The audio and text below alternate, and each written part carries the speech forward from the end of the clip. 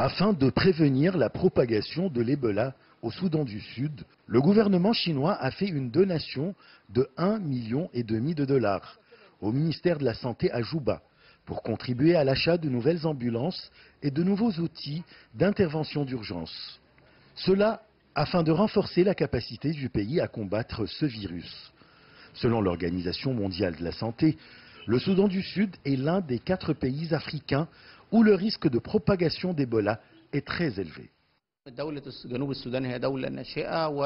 Le Soudan du Sud est un État naissant, faisant face à un nombre important de problèmes, que ce soit des problèmes politiques, économiques, sociaux ou sanitaires.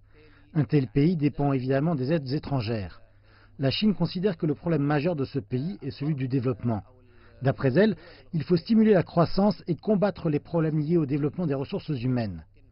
La contribution de la Chine à la réalisation de ces objectifs représente un pas positif important de la part du gouvernement chinois. Les aides du gouvernement chinois présentées au Soudan du Sud ne se limitent pas au secteur de la santé, mais couvrent également d'autres domaines comme celui de l'éducation.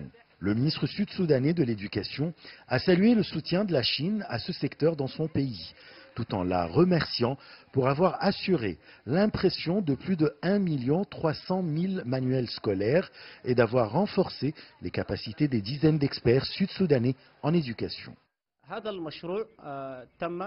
Cette démarche entreprise par la Chine est intervenue après la visite d'une délégation chinoise de haut niveau composée d'experts en éducation. Cette délégation chinoise a visité les institutions et les établissements scolaires sud-soudanais. Le peuple sud-soudanais reconnaît et estime beaucoup ce fait, surtout qu'au Soudan du Sud, il arrive parfois que 7 élèves soient obligés de partager un seul livre durant les cours.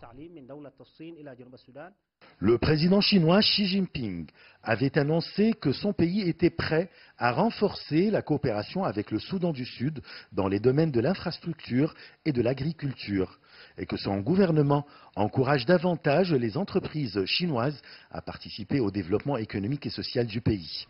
Sur un autre plan, des responsables sud-soudanais ont déclaré que la participation de leur pays à la foire internationale des importations de Chine a offert d'énormes possibilités à leur pays pour accroître ses capacités d'exportation et exploiter de nouvelles opportunités d'investissement.